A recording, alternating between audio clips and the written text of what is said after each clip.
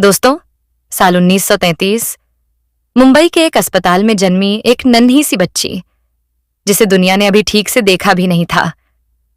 उसे उसके ही पिता ने चुपचाप एक अनाथ आश्रम के दरवाजे पर छोड़ दिया। मासूम, महज कुछ घंटों की वो बच्ची ठंडी जमीन पर पड़ी, बिलक बिलक कर रोने लगी। उसकी रोने की आवाज अंधेरी रात को चीरती हुई दूर जाते पिता के दिल तक पहुंची।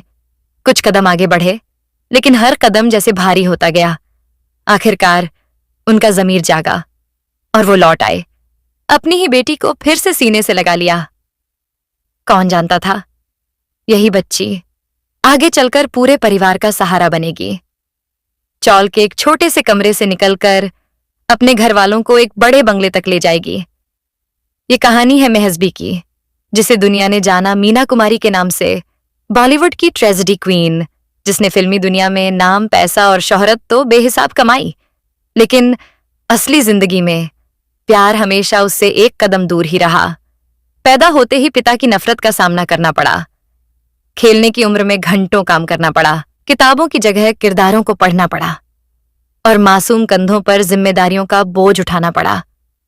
फिर छोटी सी उम्र में ही अपने दिल के सबसे करीब रही मां को खो दिया, और जब प्यार हुआ तो छिपकर शादी कर ली। पिता को पता चला तो बवाल मच गया।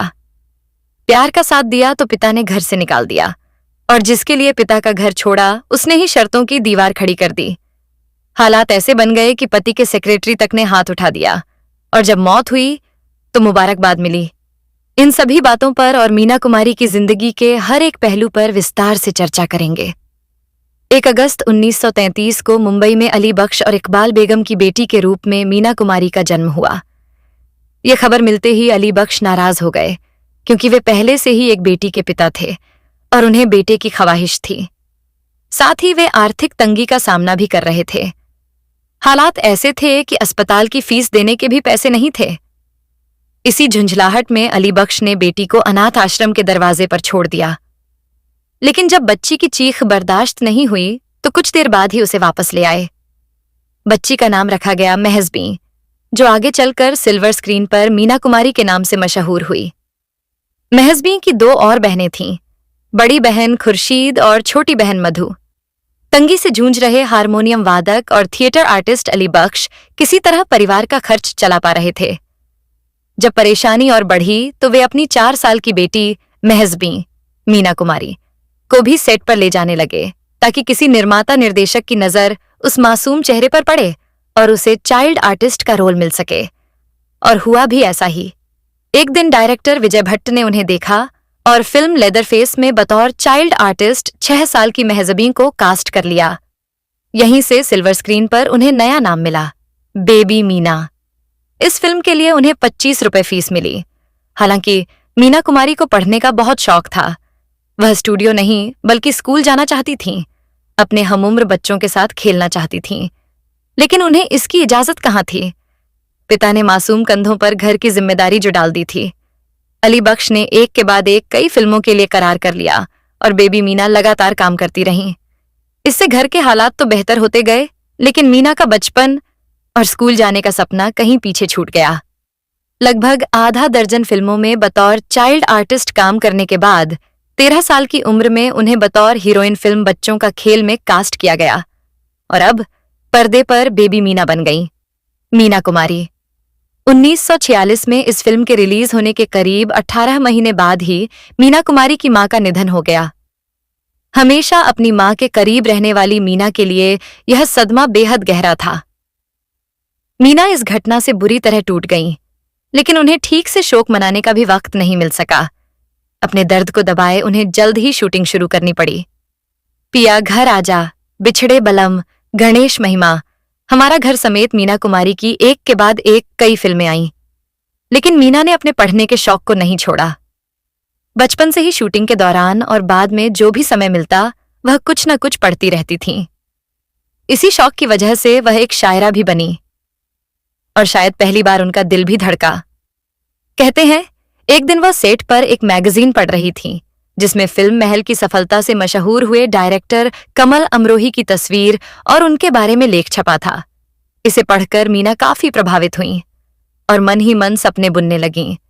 फिर किस्मत ने भी जैसे दोनों को मिलाने की ठान ली। साल 1951 में कमाल अमरोही ने फिल्म अनारकली के लिए मीना कुमारी को साइन कर लिया। यह फिल्म मिलना मीना के लिए किसी सपने के सच होने जैसा था। फिल्म के सिलसिले में उनकी अमरोही से कई बार मुलाकात हुई, लेकिन शूटिंग शुरू होने से पहले ही एक कार हादसे में मीना घायल हो गईं और अस्पताल पहुंच गईं। इसी दौरान कमाल अमरोही अक्सर अस्पताल जाते, घंटों मीना से बातें करते और यहीं से दोनों के बीच प्यार की शुरुआत हुई। हालांकि अमरोही उम्र में मीना से करीब 15 साल बड़े थे और पहले से 2 शादियां कर चुके थे, लेकिन प्यार में डूबी मीना को इन बातों से कोई फर्क नहीं पड़ा। अस्पताल का यह सिलसिला करीब 4 महीने तक चला। इसी दौरान एक दिन मीना ने अमरोही से पूछा, क्या मैं अब भी आपकी फिल्म की हीरोइन हूं? तो अमरोही ने उनके हाथ के प्लास्टर पर लिख दिया, अनारकली। मीना के ठीक होने के बाद फिल्म की शूटिंग शुरू हुई। अब दोनों रोज मिलते थे, लेकिन सेट पर ज्यादा बात नहीं हो पाती थी, इसलिए उन्होंने सेट के बाद घंटों फोन पर बातें करना शुरू कर दिया। उन्होंने एक दूसरे को प्यार से नाम दिया। चंदन और मंजू, और उनका प्यार धीरे धीरे परवान चढ़ने लगा। सब कुछ ठीक चल रहा था, लेकिन तभी फिल्म के निर्माता को भारी आर्थिक नुकसान हुआ और अनारकली की शूटिंग रोकनी पड़ी। यह दोनों के लिए बड़ा झटका था। अब मुलाकातें कम होने लगीं और इसी बीच अमरोही इस रिश्ते को नया नाम देना चाहते थे।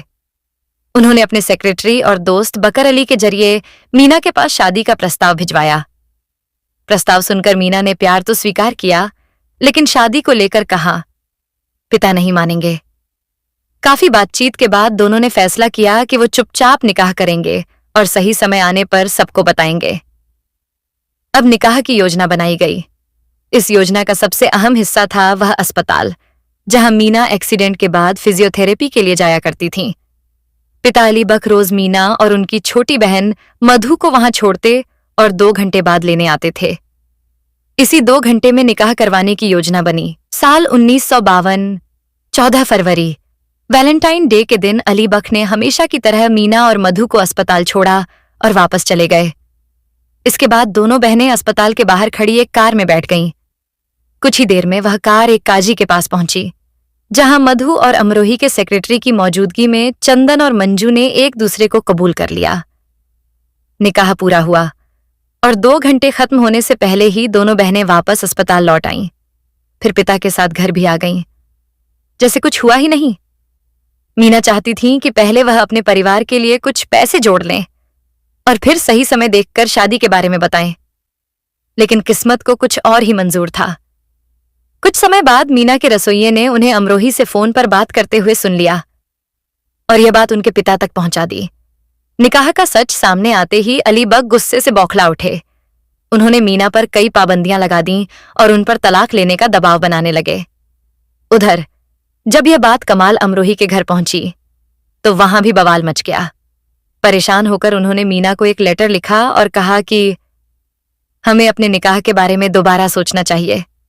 आप जब चाहें तलाक ले सकती हैं। यह लेटर पढ़कर मीना कुमारी बुरी तरह टूट गईं। फोन पर बात होना तो पहले ही बंद हो चुका था और धीरे धीरे चिट्ठियों का सिलसिला भी खत्म हो गया। लेकिन गम में डूबी मीना ने अपने काम को नहीं छोड़ा। वह लगातार खुद को काम में व्यस्त रखती रहीं और फिर अक्टूबर 1952 में रिलीज हुई वो फिल्म जिसने उन्हें रातों रात स्टार बना दिया। बैजू बावरा यह फिल्म ब्लॉकबस्टर साबित हुई और करीब 100 हफ्तों तक सिनेमा घरों में चलती रही। इस फिल्म के बाद हर तरफ मीना कुमारी के अभिनय और उनकी खूबसूरती की चर्चा होने लगी। अब वह लगातार बुलंदियों की ओर बढ़ती जा रही थीं। बधाइयों का तांता लग गया और इनमें एक बधाई उनके लिए सबसे खास थी, उनके चंदन यानी कमल अमरोही की। उन्होंने मीना के अभिनय की तारीफ की और यह भी कहा कि भले ही वह उन्हें लेकर अनारकली नहीं बना पाए, लेकिन जल्द ही वह उनके साथ एक नई फिल्म बनाएंगे जिसकी स्क्रिप्ट पर काम जारी है। बैजू बावरा के बाद मीना के पास फिल्मों की लाइन लग गई। वह शूटिंग में व्यस्त हो गईं और उनके पिता ने भी कई नई फिल्मों के लिए निर्देशकों से करार कर लिया। फिर आया उनकी शादी की पहली सालगिरह का दिन, 14 फरवरी 1953। इस खास मौके पर मीना और कमाल साथ नहीं थे, लेकिन मीना ने उन्हें फोन किया और कहा, आपके तलाक वाले खत को मैंने फाड़ दिया है। मैं अपनी आगे की जिंदगी आपके साथ बिताना चाहती हूं। इस बात से अनजान मीना के पिता अली बख्श अब भी यही समझ रहे थे कि उनकी बेटी कमाल अमरोही को भूल चुकी है और पूरी तरह अपने काम में ध्यान दे रही है। लेकिन कुछ समय बाद अमरोही ने मीना को बताया कि जिस स्क्रिप्ट पर वह काम कर रहे थे वह पूरी हो गई है और जल्द ही शूटिंग शुरू की जा सकती है। यह फिल्म थी। दायरा मीना ने तुरंत हाँ कर दी। लेकिन जब उन्होंने यह बात अपने पिता को बताई तो वह आग बबूला हो गए। उन्होंने कहा, तुम्हारी डेट्स मैंने महबूब खान की फिल्म अमर को दे दी है। तुम्हें वही फिल्म करनी होगी और अगर तुमने मेरे फैसले के खिलाफ जाने की सोची तो इस घर में दोबारा कदम मत रखना। मजबूर होकर मीना ने हाँ तो कर दी और अमर की शूटिंग शुरू कर दी, लेकिन आखिरकार दिल के आगे हार गईं। शूटिंग के चौथे दिन ही उन्होंने सीधे महबूब खान से जाकर कहा, मैं यह फिल्म नहीं कर सकती।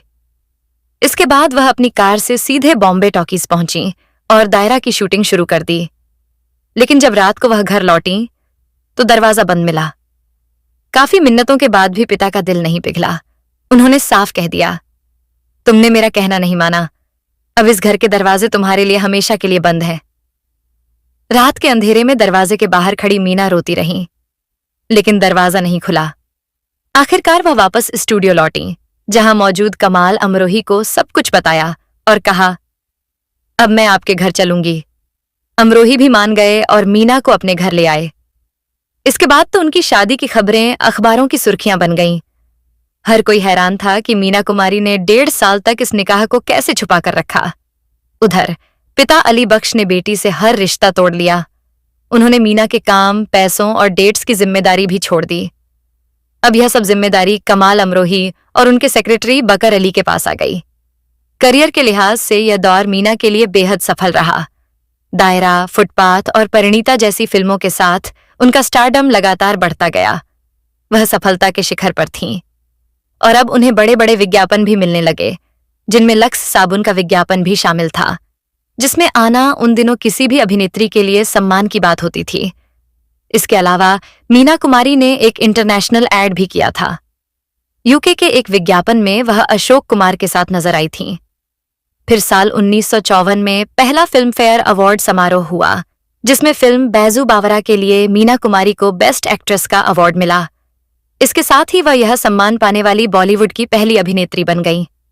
इसके बाद 1955 में दूसरे फिल्म फेयर अवार्ड्स में मीना कुमारी ने लगातार दूसरी बार बेस्ट एक्ट्रेस का खिताब अपने नाम किया। फिल्म परिणीता में शानदार अदायगी के लिए उन्हें यह सम्मान दिया गया।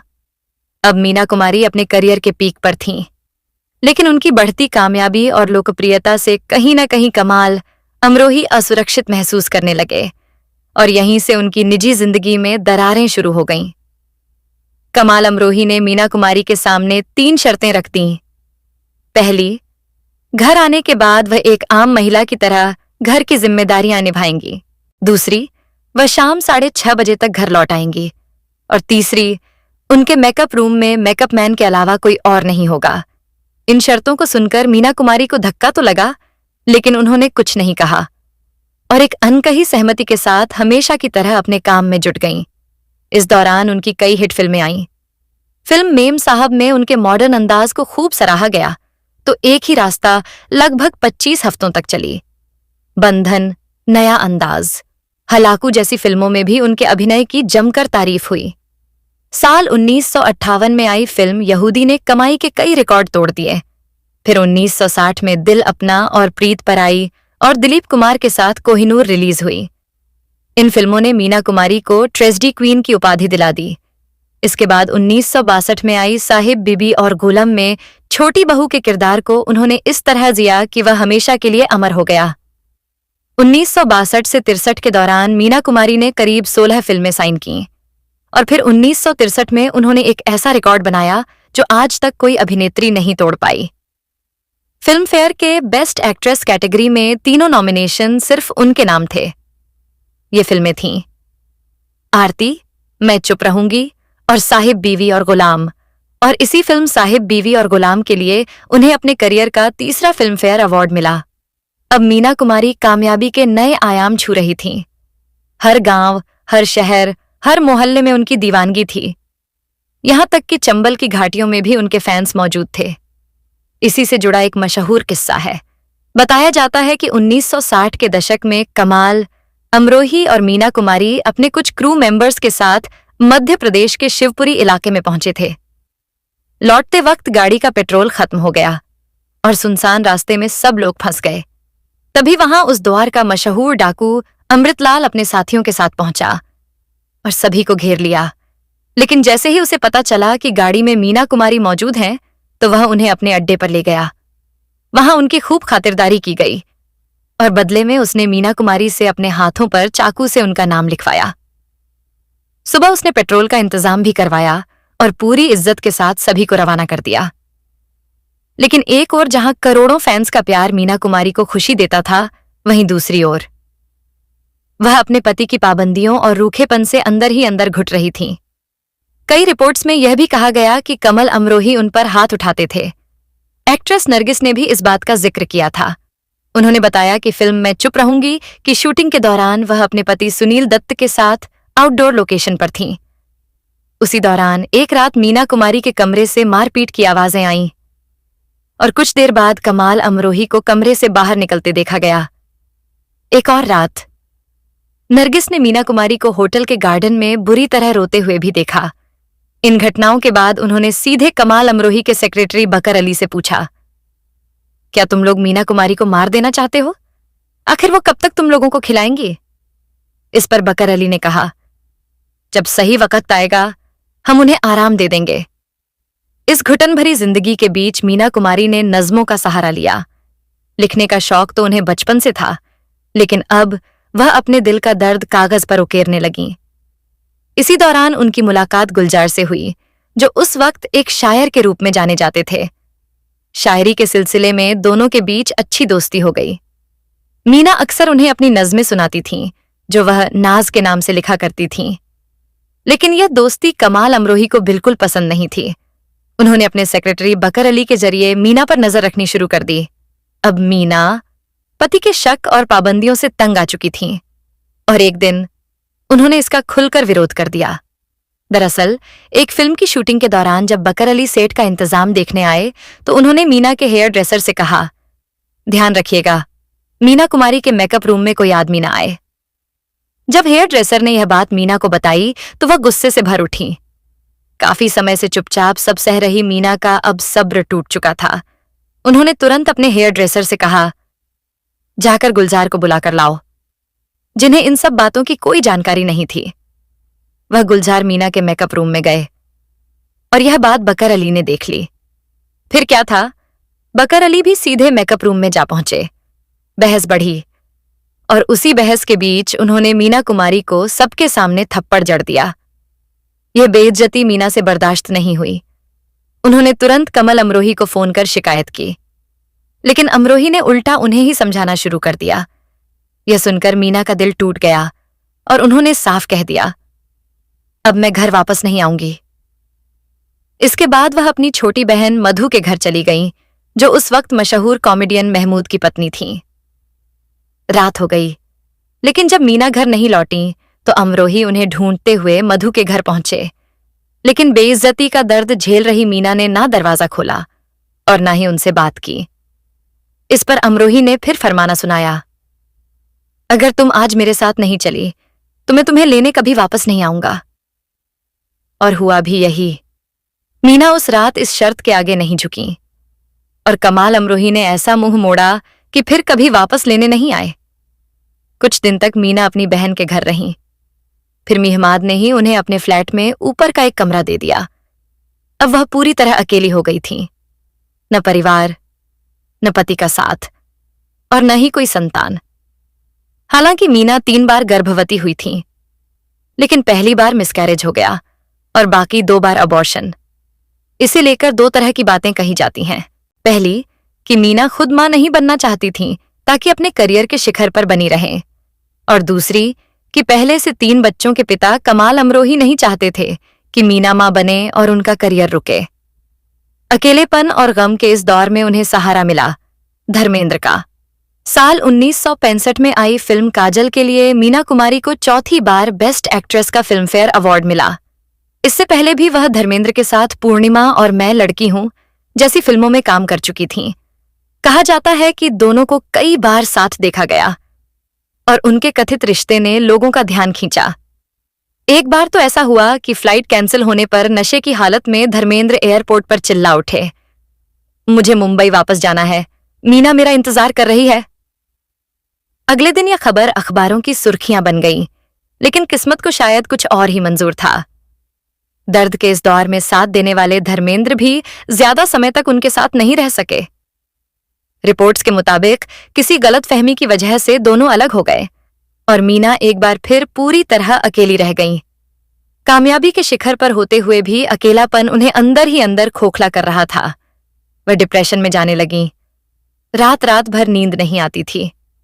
जब डॉक्टर के पास गईं तो उन्हें सलाह दी गई, सोने से पहले एक ढक्कन ब्रांडी ले लिया करें। लेकिन कब वह एक ढक्कन एक गिलास में और फिर पूरी बोतल में बदल गया, उन्हें खुद भी पता नहीं चला। मीना को शराब की लत लग गई। लगातार शराब पीने की वजह से उनकी तबीयत बिगड़ने लगी। साल 1968 में उन्हें पता चला कि उन्हें लीवर सिरोसिस हो गया है। इलाज के लिए वह लंदन और स्विट्जरलैंड गईं और लगभग 1 महीने बाद ठीक होकर लौटीं। लौटने के बाद उन्होंने एक अपार्टमेंट खरीदा और वहीं रहने लगीं। हालांकि वह ठीक तो हो गई थीं, लेकिन पूरी तरह कभी संभल नहीं पाईं। डॉक्टरों ने उन्हें ज्यादा से ज्यादा आराम करने की सलाह दी थी, लेकिन इसके बावजूद उन्होंने फिर से काम शुरू कर दिया। उन्होंने सालों पहले अपने पति कमाल अमरोही से किया, वादा भी पूरा करने की हामी भर दी। वह वादा था उनके ड्रीम प्रोजेक्ट पाकीज़ा में हीरोइन बनने का। यह फिल्म कई सालों से बन रही थी, लेकिन पूरी नहीं हो पा रही थी। तब अपनी खराब तबीयत के बावजूद मीना ने पाकीज़ा की शूटिंग पूरी की। शूटिंग के दौरान कई बार उनकी हालत इतनी बिगड़ जाती थी कि उन्हें सीधे सेट से अस्पताल ले जाना पड़ता था। कई बार तो उनके सीन बॉडी डबल से पूरे कराए गए। इसी दौरान निर्देशक के तौर पर गुलजार की पहली फिल्म मेरे अपने में भी मीना कुमारी ने काम किया। इसके अलावा वह एक और फिल्म कर रही थीं, गोमती के किनारे, जिसके निर्देशक सावन कुमार टाक थे। कुछ ही समय में सावन कुमार और मीना कुमारी के बीच गहरी दोस्ती हो गई। सावन कुमार इसे रूहानी इश्क कहते थे। उन्होंने एक इंटरव्यू में बताया था कि मीना जी की हालत दिन ब दिन खराब होती जा रही थी। वह खून की उल्टियां करती थीं और कई बार वह अपने हाथों में ही उनकी उल्टियां संभाल लेते थे, उनका चेहरा साफ करते और उन्हें सुला देते थे। मीना कुमारी ने भी उनके मुश्किल वक्त में मदद की थी। फिल्म गोमती के किनारे बनाते समय जब सावन कुमार के पास पैसे खत्म हो गए, तब मीना ने उनकी मदद की। इसी फिल्म में मुमताज ने भी बिना फीस के काम किया। यह भी मीना के कहने पर ही हुआ था। जब अपने आखिरी दिनों में मीना बहुत बीमार रहने लगीं, तो उन्होंने मुमताज को घर बुलाया और अपना कार्टर रोड वाला बंगला उनके नाम कर दिया। उधर पाकीज़ा रिलीज के लिए तैयार थी। 3 फरवरी 1972 को फिल्म का प्रीमियर हुआ, जिसमें मीना कुमारी कमाल अमरोही के साथ पहुंची। फिल्म देखने के बाद उन्होंने अमरोही की तारीफ की। अगले ही दिन 4 फरवरी 1972 को फिल्म रिलीज हुई और सुपरहिट साबित हुई। लेकिन किस्मत को कुछ और ही मंजूर था। लगभग 2 महीने बाद 28 मार्च 1972 को मीना कुमारी की तबीयत अचानक बिगड़ गई और उन्हें अस्पताल में भर्ती कराया गया, जहां वह कोमा में चली गईं। 3 दिन के इलाज के बाद 31 मार्च 1972 को महज 39 साल की उम्र में मीना कुमारी ने दुनिया को अलविदा कह दिया। विडंबना देखिए, जिस सुपरस्टार ने इतनी दौलत और शोहरत कमाई, उनके पास आखिरी समय में अपने शरीर को अस्पताल से छुड़ाने तक के पैसे नहीं थे। बताया जाता है कि एक डॉक्टर जो उनके फैन भी थे, उन्होंने पैसे जमा कराए, तब जाकर उनका पार्थिव शरीर परिवार को मिल सका। इसके बाद उनकी अंतिम यात्रा निकली, जिसमें हजारों चाहने वाले शामिल हुए। नम आंखों से लोगों ने उन्हें विदाई दी और रहमताबाद कब्रिस्तान में सुपुर्द ए खाक कर दिया गया। धरती पर अपनी चमक बिखेरने वाली यह सुपरस्टार अब सितारों में शामिल हो चुकी थीं। उनकी आखिरी फिल्म गोमती के किनारे उनके निधन के बाद 22 नवंबर 1972 को रिलीज हुई और सम्मान की बात यह रही कि फिल्म के क्रेडिट में भी उनका नाम मीना जी लिखा गया। वहीं मीना कुमारी के निधन के बाद उनकी बेहद करीबी दोस्त और बड़ी बहन जैसी अभिनेत्री नरगिस ने उनके दर्द को शब्दों में पिरोते हुए एक चिट्ठी लिखी और उन्हें मौत की मुबारकबाद दी। ये चिट्ठी Urdu memoir of cinema legends नाम की किताब में दर्ज है। नरगिस ने लिखा था, मीना, मौत मुबारक हो। मैंने ऐसा पहले कभी नहीं कहा, लेकिन आज तुम्हारी बाजी तुम्हें तुम्हारी मौत पर बधाई देती है और कहती है कि तुम फिर इस दुनिया में कभी मत आना, क्योंकि यह जगह तुम जैसे लोगों के लिए बनी ही नहीं है। यही नहीं, मीना कुमारी के दर्द की झलक उनकी उन नज्मों में भी साफ दिखाई देती है जिन्हें वह नाज के नाम से लिखा करती थीं। मौत से पहले उन्होंने अपनी सभी नज्में गुलजार को सौंप दी थीं। बाद में गुलजार ने ही इन नज्मों को मीना कुमारी के नाम से प्रकाशित करवाया। मीना कुमारी की जिंदगी अपने आप में किसी फिल्म से कम नहीं, बल्कि एक ऐसी ट्रेजेडी थी जिसे उन्होंने हर दिन जिया। मीना कुमारी की दुनिया में रोशनी तो बहुत थी, लेकिन उनके हिस्से में हमेशा अंधेरा ही आया। एक तरफ लगातार शूटिंग्स, दूसरी तरफ घरवालों और फिर पति की पाबंदियां, और इन सब के बीच एक ऐसी खामोशी जिसने उनके दर्द को कभी बाहर आने ही नहीं दिया। जब जिंदगी ने उन्हें मां बनने का मौका दिया, एक ऐसे साथी का सहारा देने की कोशिश की जो उनके टूटे हुए दिल को समझ सकता था, तो वो मौका भी करियर की भागदौड़ में कहीं खो गया। वरिष्ठ पत्रकार और संपादक विनोद मेहता अपनी किताब मीना कुमारी या क्लासिकल ऑटोबायोग्राफी में लिखते हैं, एक बार मीना मां बनने वाली थी, लेकिन उन्हें उनके पति कमाल अमरोली ने समझाया कि एक्ट्रेस की इमेज पर असर पड़ेगा, लोग तुम्हें मां के रूप में नहीं देखना चाहेंगे, और उन्होंने अबॉर्शन के लिए दबाव डाला। और ऐसा ही एक बार नहीं, लगभग 2 बार हुआ। बाद में जब दोबारा कोशिश हुई तो हालात इतने बिगड़ गए कि ऑपरेशन तक कराना पड़ा। इस पूरी कहानी में अगर किसी ने मीना के दर्द को करीब से देखा तो वह थी नरगिस। कहते हैं एक रात उन्होंने मीना के कमरे से तेज आवाजें सुनी, जैसे झगड़ा हो रहा हो, मारपीट हो रही हो। एक और रात उन्होंने उन्हें होटल के बाहर हांफते हुए देखा। बुरी तरह थकी हुई शरीर पर मारपिटाई के दाग थे और डरी हुई। इन सब के बाद एक दिन नरगिस ने बाकिर अली, जो कमाल अमरोवी के सेक्रेटरी थे, उनसे पूछा, क्या आप लोग उन्हें मार देना चाहते हैं? ये सवाल गुस्से का नहीं था, ये डर से निकला था, अपनी दोस्त मीना कुमारी के लिए। सालों बाद जब मीना कुमारी इस दुनिया से चली गई तो नरगिस ने एक खत लिखा। उसमें उन्होंने शोक नहीं जताया। उन्होंने कहा, मैं तुम्हें मौत की मुबारकबाद देती हूं और दुआ करती हूं कि तुम फिर कभी इस दुनिया में वापस ना आओ। तुम क्या करोगे सुनकर मुझसे मेरी कहानी, बेलुत्फ जिंदगी के किस्से हैं, पी के फीके। मीना कुमारी की ट्रैजिक लाइफ की शुरुआत उनके पहले चंद घंटों में ही हो गई थी। साल 1933 की उमस भरी शाम थी। मुंबई के दादर में डॉक्टर गडरे क्लिनिक के बाहर अली बख्श नामक एक व्यक्ति बेचैनी में टहल रहे थे, जिनकी जिंदगी खुद संघर्षों से भरी हुई थी। माया नगरी में अपना गुजारा करने की वो कोशिश कर रहे थे। अंदर इकबाल बेगम, उनकी बीवी, प्रसव पीड़ा यानी लेबर पेन से गुजर रही थी, और बाहर एक बाप अपने होने वाले बच्चे में अपनी तकदीर ढूंढ रहा था, एक बेटे की शक्ल में। मगर जब बच्ची पैदा होती है, मैं जमीन बानो, तो उसकी ख्वाहिश की जगह एक भारी खामोशी ले लेती है। तंगी इतनी थी कि डॉक्टर की फीस देने के लिए भी पैसे नहीं थे, और उसी दबाव में अली बख्श ने नवजात को अनाथालय के दरवाजे पर छोड़ दिया। घर आए तो देखा बीवी रो रही है, उनकी आंखों में आंसू हैं। कुछ घंटों बाद वो वापस लौटे। जरूर बच्ची को वापस ले भी लिया, लेकिन शायद उसी दिन मीना की जिंदगी का पहला सच तय हो गया था कि यह जिंदगी अपनाए जाने से ज्यादा सहने की होगी। विनोद मेहता लिखते हैं कि घर का गुजारा पहले ही उनकी बड़ी बहन खुर्शीद की कमाई से चल रहा था।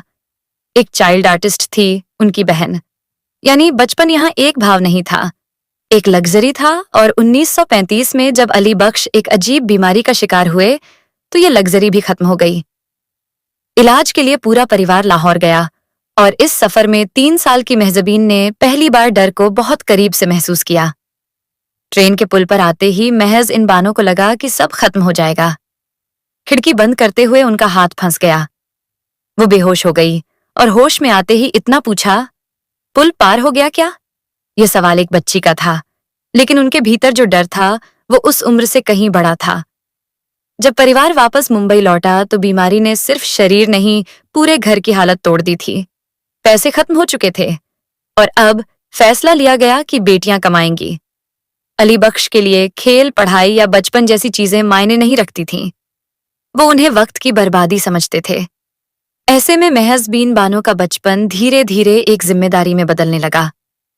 सिर्फ उनकी माँ इकबाल बेगम ही थीं जिनके साथ होने पर माहौल थोड़ा इंसान ही लगता था।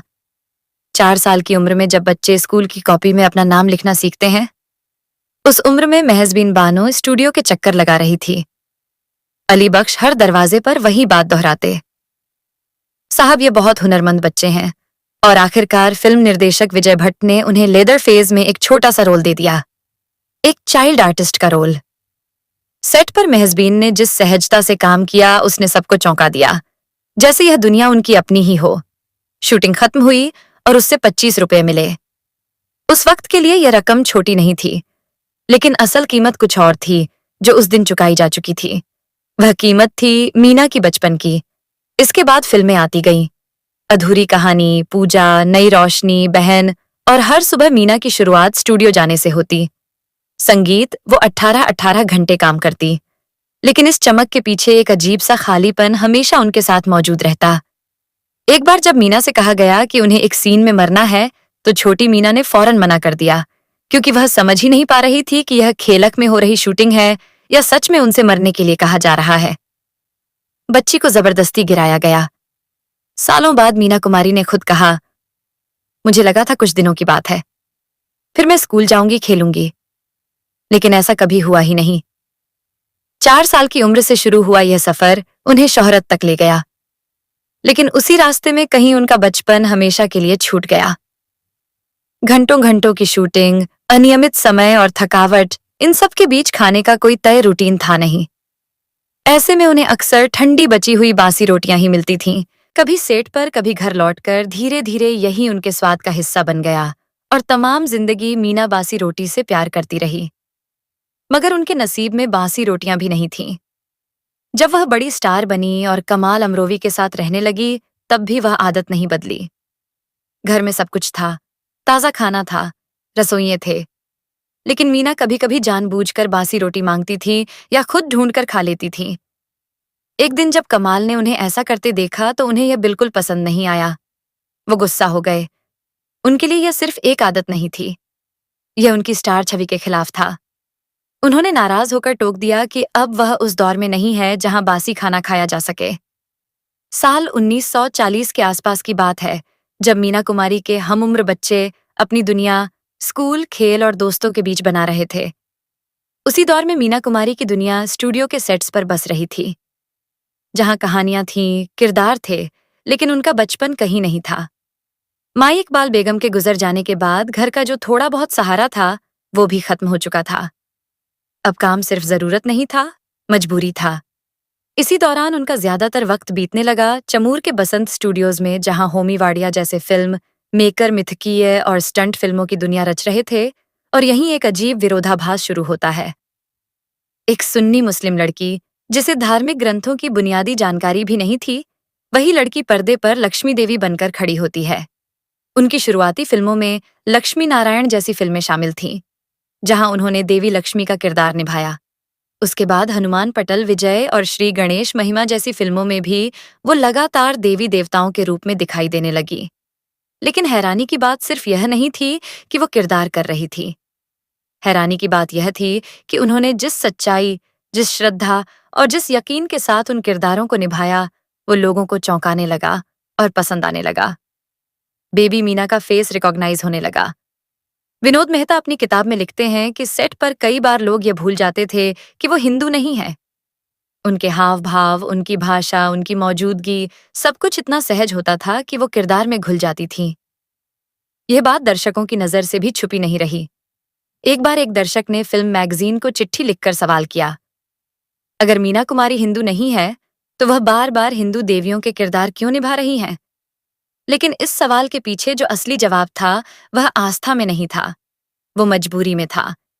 क्योंकि उस वक्त हर किरदार, हर फिल्म सिर्फ एक चीज तय कर रही थी, घर का खर्च, शाम की रोटी। इन फिल्मों के बदले उन्हें पैसे मिलने लगे। पहली फिल्म से करीब 4,000 रुपये, और धीरे धीरे यह रकम 1,000 रुपये तक पहुंच गई। यही वह पैसे थे जिनसे उनके परिवार ने 1950 के आसपास अपनी पहली बड़ी चीज खरीदी, एक सेकंड हैंड प्लाईमाउथ कार। छोटी उम्र में मीना कुमारी ने गाड़ी चलाना सीख लिया। बांद्रा की सड़कों पर वह पुरानी प्लाईमाउथ कार खुद चलाती थी। साल 1950, जब मीना कुमारी बेबी मीना नहीं रही थी। 18 साल की उम्र में वह अपने जिस्म, अपने एहसास और अपने अकेलेपन, तीनों से वाकिफ हो रही थी। इसी दौर में एक दिन एक मैगजीन के पन्ने पलटते पलटते उनकी नजर एक तस्वीर पर आकर ठहरती है। तस्वीर थी कमाल अमरोह की, वही कमाल अमरोवी जिनकी फिल्म महल उस वक्त की सबसे बड़ी कामयाबी मानी जा रही थी।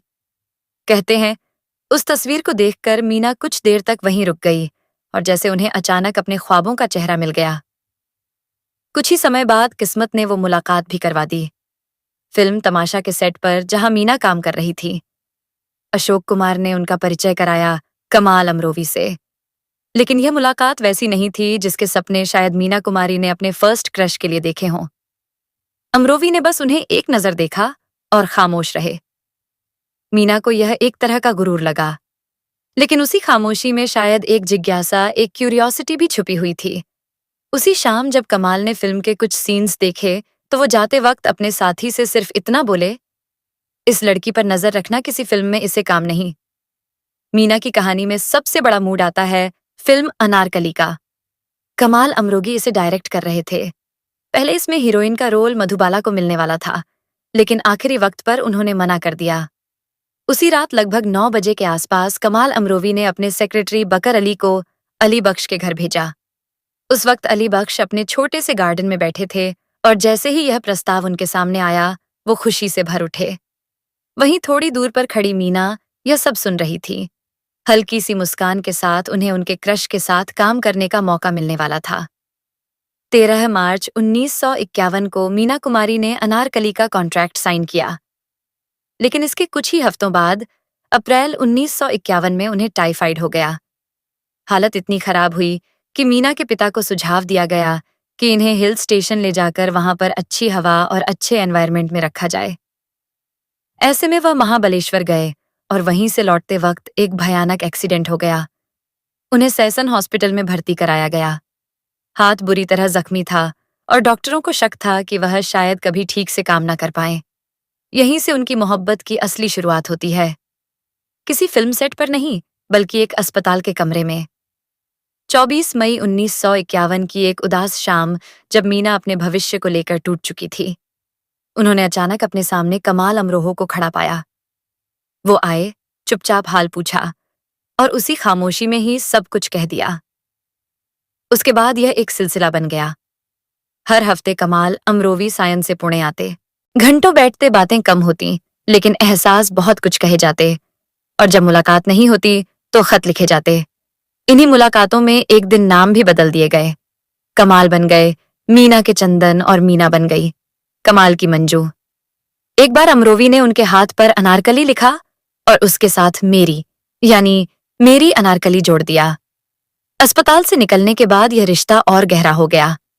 रात 11:30 से सुबह 5:30 बजे तक फोन पर बातें होने लगीं। लेकिन यह मोहब्बत आसान नहीं थी, क्योंकि एक दीवार हमेशा बीच में खड़ी थी। वह दीवार थी मीना के पिता अली बख्श की। मीना जानती थी कि उनके पिता इस रिश्ते को कभी मंजूर नहीं करेंगे, इसलिए एक फैसला लिया गया, चुपचाप बिना किसी शोर के निकाह करने का।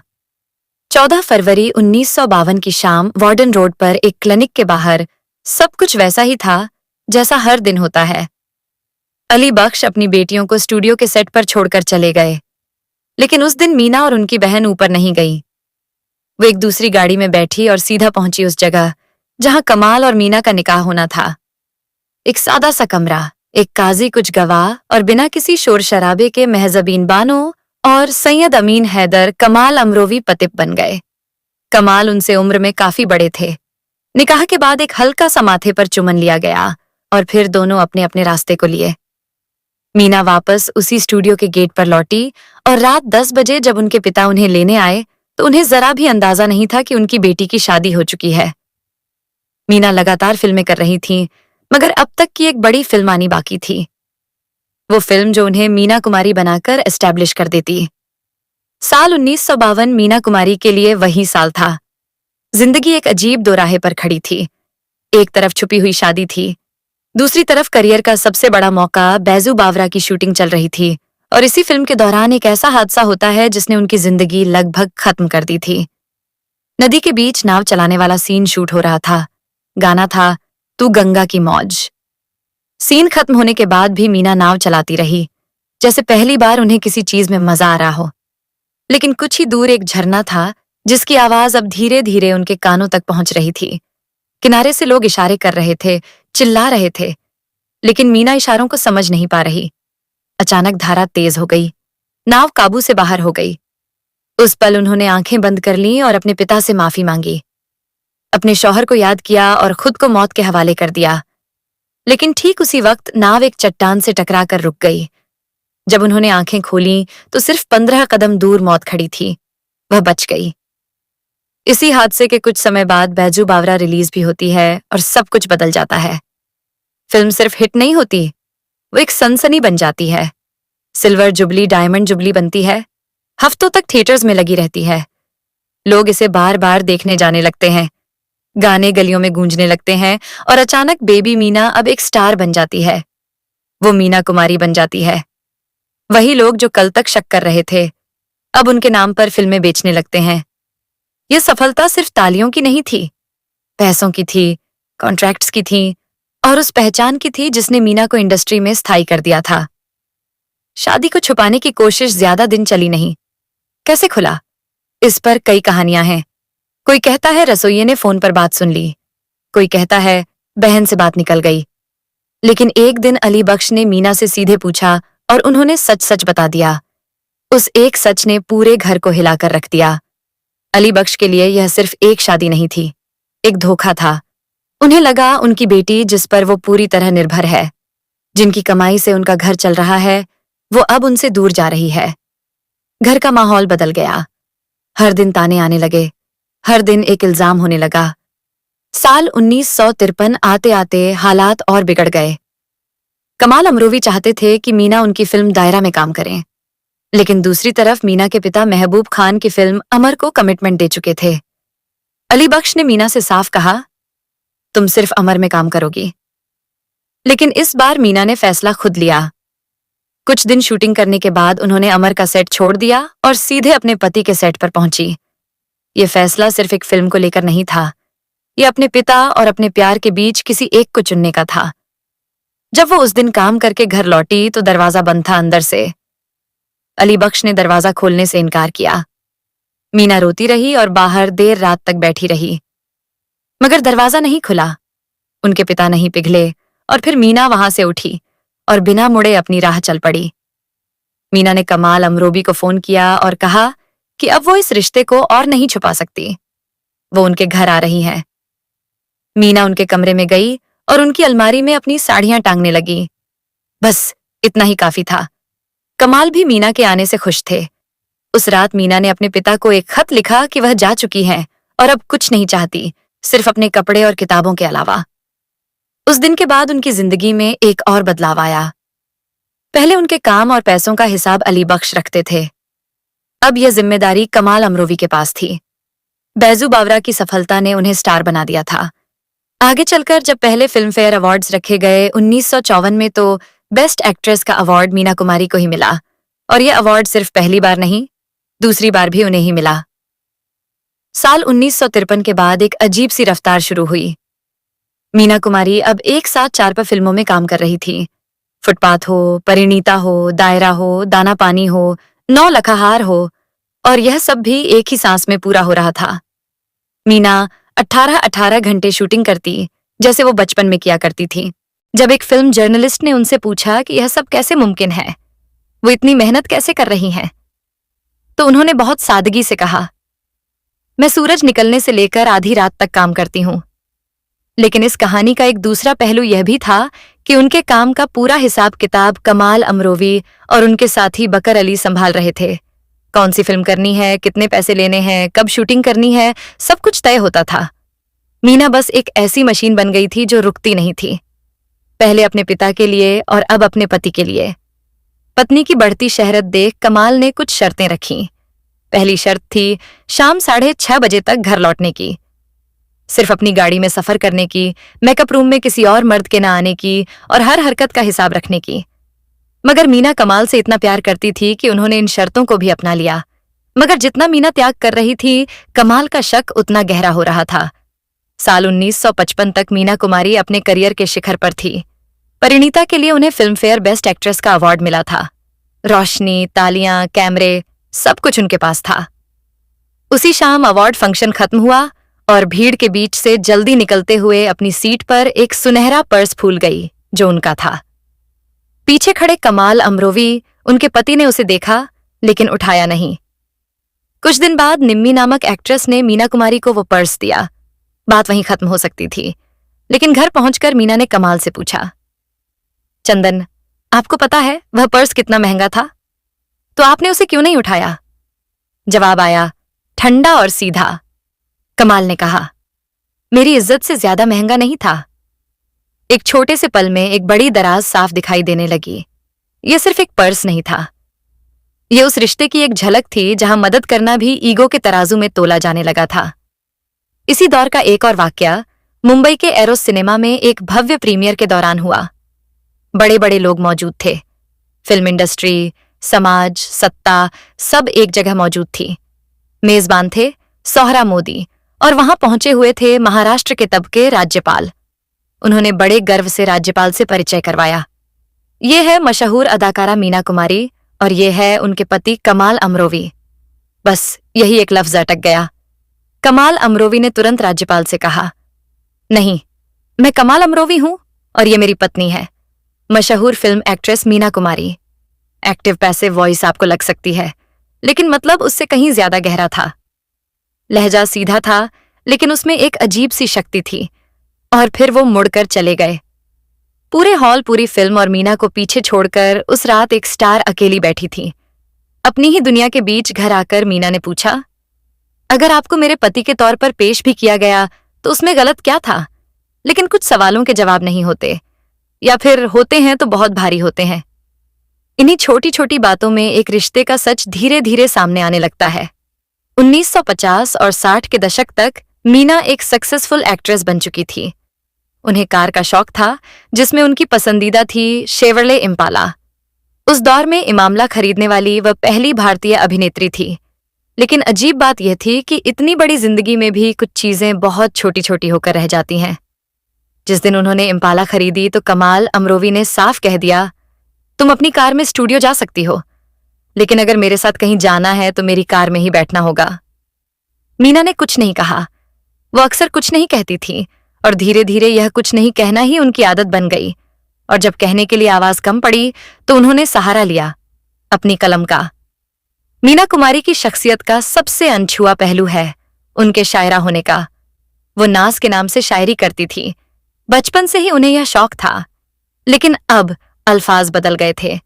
अब उनमें दर्द साफ दिखता था, एक ऐसा दर्द जो कैमरे के सामने नहीं था, कागज पर जिंदा था। आगाज तो होता है, अंजाम नहीं होता जब मेरी कहानी में वह नाम नहीं होता। हंसा हंस के जवा दिल के, हम क्यों ना चुने टुकड़े, हर शख्स की किस्मत में इनाम नहीं होता। वो खुद कहती थी, मैं जो एक्टिंग करती हूं उसमें कमी है, वो मेरा नहीं है। किरदार किसी और का होता है, लेकिन जो मैं लिखती हूं वो मेरा है। और शायद पहली बार वो कुछ अपना बना रही थी, कुछ ऐसा जो उन्हें दर्द नहीं पहुंचा रहा था, उनका दर्द बांट रहा था। एक शाम एक मुशायरे में जब फिराक गोरखपुरी जैसे बड़े शायर मंच पर थे, अचानक खबर आई कि मीना कुमारी मुशायरा सुनने आ रही हैं। बस फिर क्या था, लोग शायरी छोड़कर उनकी एक झलक पाने के लिए उठ खड़े हुए। मुशायरा रुक गया, शायर मंच पर ही रह गए और भीड़ स्टार के पीछे चलने लगी। फिराक साहब ने यह देखा और खामोशी से उठकर जाने लगे। आयोजकों ने रोका, मीना खुद आगे बढ़ी। जनाब, मैं आपको सुनने आई हूं। लेकिन फिराक गुस्से में थे।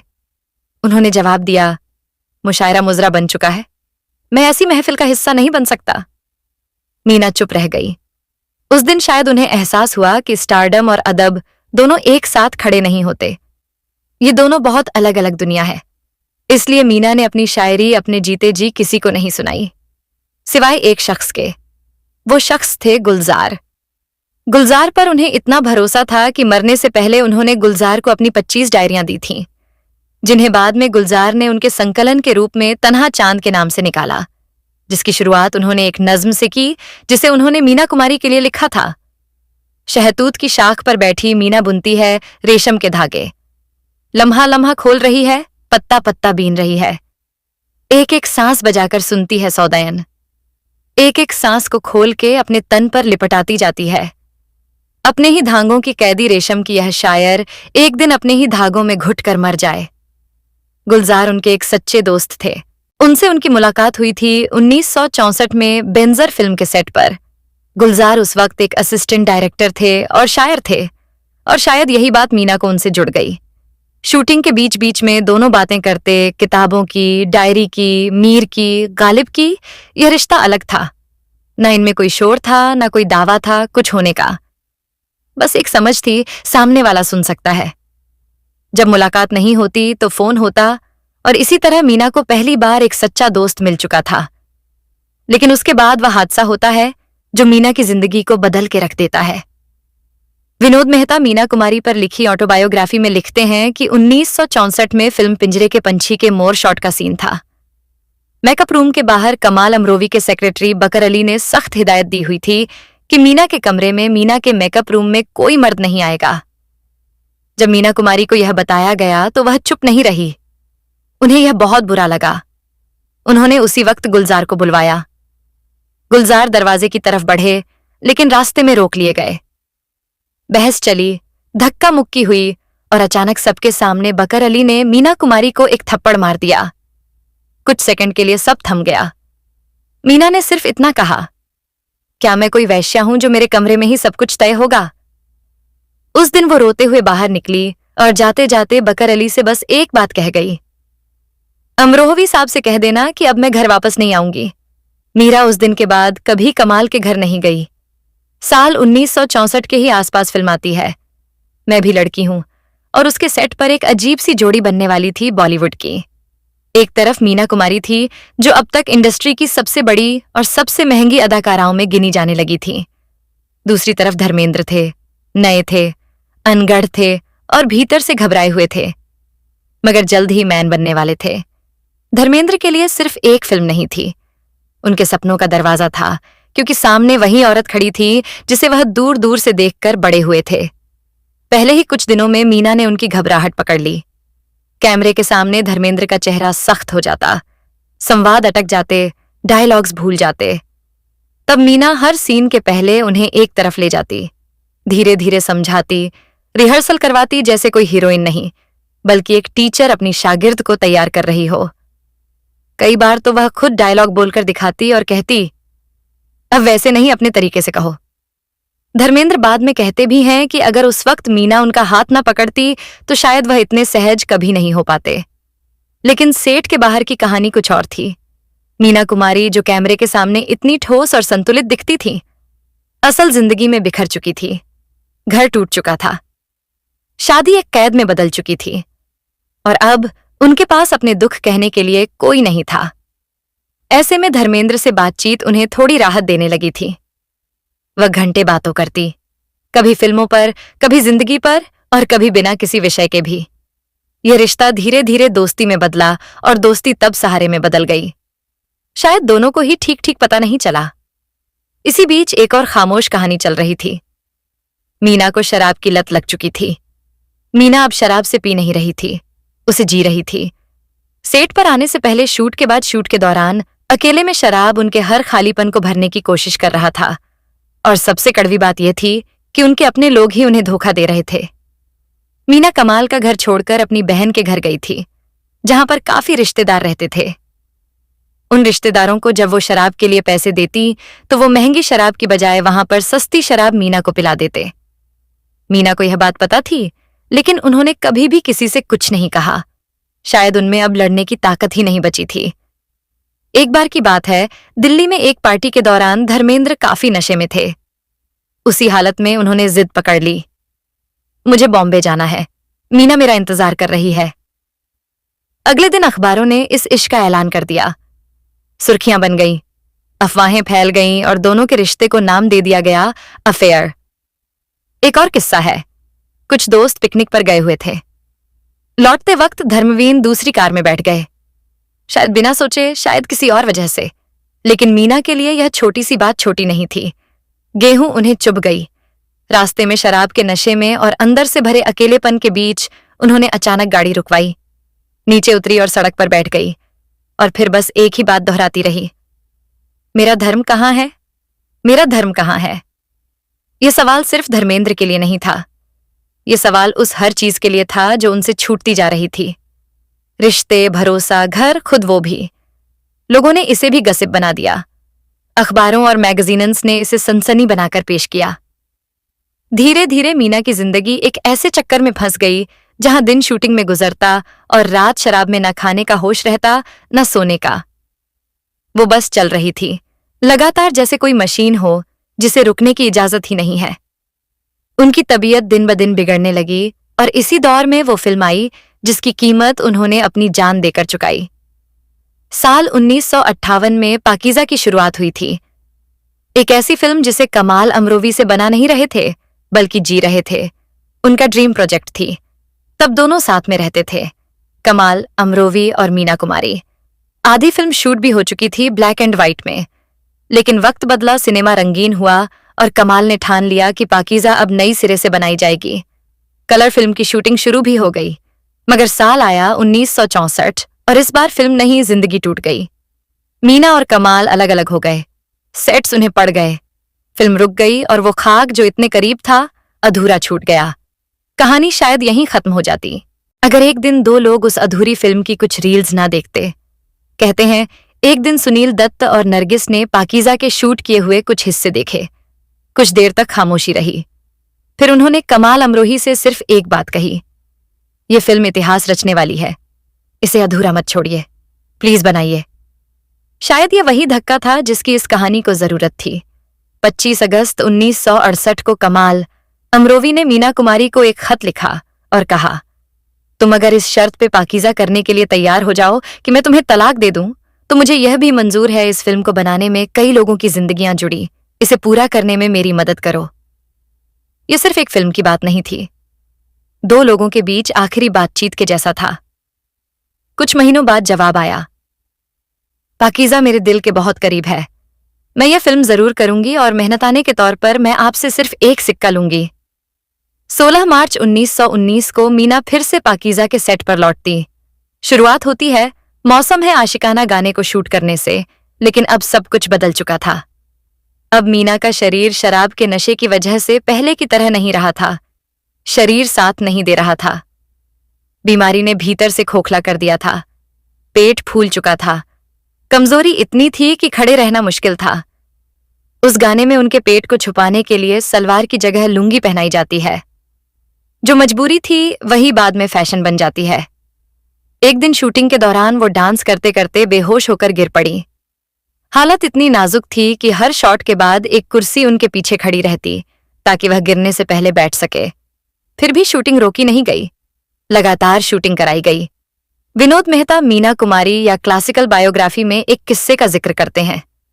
कहते हैं कमाल अमरोवी हर सीन को परफेक्टली शूट करना चाहते थे। ऐसा ही एक सीन था जहां मीना को पहाड़ से नीचे दौड़ना था।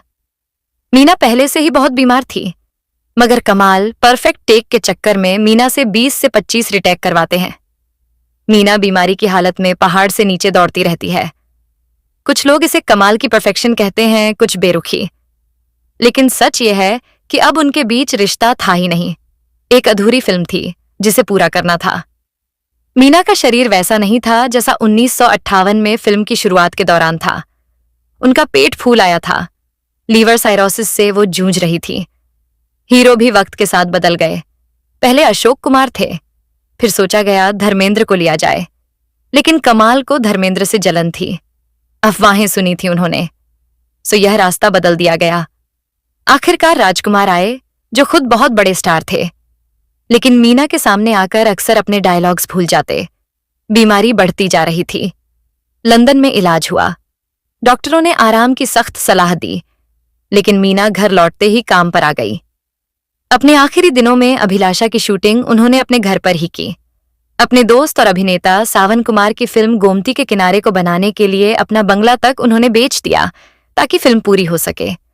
और हर बार जब कोई उनकी हालत देखकर डर जाता तो मुस्कुरा कर कहती, तुम्हारी फिल्म होने से पहले मैं कहीं नहीं जाऊंगी। ये एक वादा था और वो उसे निभा भी रही थी।